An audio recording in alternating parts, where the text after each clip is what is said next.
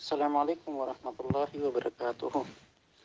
حضرت جی، میں حبیب الرحمن پشاور سے بول رہا ہوں۔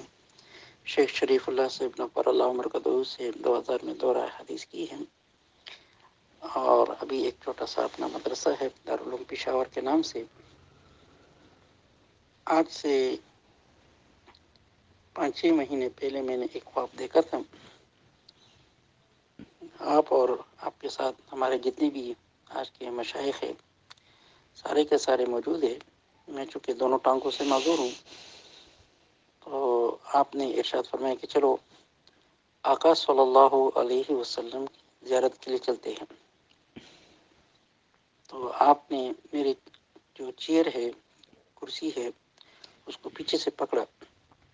آپ مجھے دکھیل رہے ہیں، تو آقا صلی اللہ علیہ وسلم جہاں وقت تشریف فرماتے، سارے کے سارے علماء کرام وہاں پر جمع ہو، سب نے مصافحہ کیا اور 10 مبارک کو بوسہ دیا۔ پھر آپ کی طرف متوجہ ہو کر آقا صلی اللہ علیہ وسلم نے ارشاد فرمایا کہ تقی عثمانی ان سب علماء کرام سے میری طرف سے فرما دے کہ اس دعا کو بہت کثرت سے پڑھے، وگرنہ امت پر بہت بڑا آزمائش آنے والا ہے۔ وہ دعا مبارک یہ ارشاد فرمایا آقا صلی اللہ علیہ وسلم نے: اللہم اغفر لی ذنبی کلہ دکہ و جلہ اولہ و آخرہ وعلانیتہ و سرہ۔ بار بار اس کو آقا صلی اللہ علیہ وسلم دہرایا۔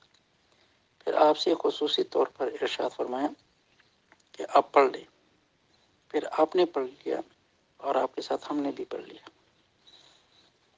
کوشش بہت کی حضرت کہ کوئی ایسا سبب بن جائے آپ سے ملنے کا۔ ایک تو آپ کی مصروفیت بہت زیادہ، اور دوسرا میری معذوری، شوگر کا بھی مریض ہوں، پیشاب وغیرہ آ جاتے ہیں تو پھر دوسری جگہ پر میرے لیے بیٹھنا مشکل ہوتا ہے۔ اس لیے یہ اپنے مولانا عبد الرحمن صاحب اللہ پاک ان کے اپنے معرفت سے مالا مال فرمائے۔ اس نے فرمایا کہ جو حضرت صاحب میرے پاس تشریف لا رہے، تو میں نے ان سے عرض کی کہ میری یہ گزارش حضرت صاحب سے عرض کر دینا، آپ کا چھوٹا حبیب الرحمن پشاور کا۔ السلام علیکم ورحمۃ اللہ تعالیٰ وبرکاتہ۔ حضرت مولانا حبیب الرحمن صاحب مدظلکم العالی، اللہ تعالیٰ آپ کے درجات بلند فرمائے، آفت دارین عطا فرمائے، ہمیشہ اپنے ضمان میں رکھیں۔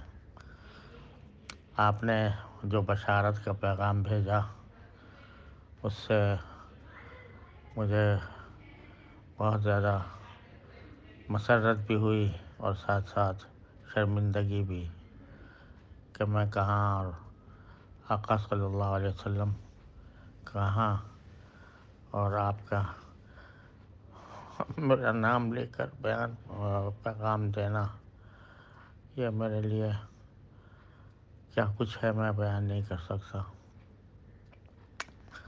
لیکن انشاءاللہ اس دعا کا خود بھی اہتمام کروں گا، دوسروں کو بھی پہنچانے کی کوشش کروں گا، اور کاش یہ اور پہلے مجھے معلوم ہو جاتا تو پہلے ہی اس کا اہتمام کرتا، لیکن انشاءاللہ اب ضرور اہتمام کروں گا۔ میں تو اس قابل نہیں ہوں کہ اس بارگاہ میں حضوری سے شرف یاب ہوں، لیکن ماشاءاللہ آپ کو اللہ تعالیٰ نے یہ نعمت دی ہے، تو میرے لیے بھی بہت بڑی سعادت کی بات ہے۔ اللہ تبارک و تعالیٰ اپنے فضل و کرم سے مجھے اس کا اہل بننے کی بھی توفیق عطا فرمائے۔ السلام علیکم ورحمۃ اللہ تعالیٰ وبرکاتہ۔ جزاکم اللہ تعالیٰ خیر الجزا۔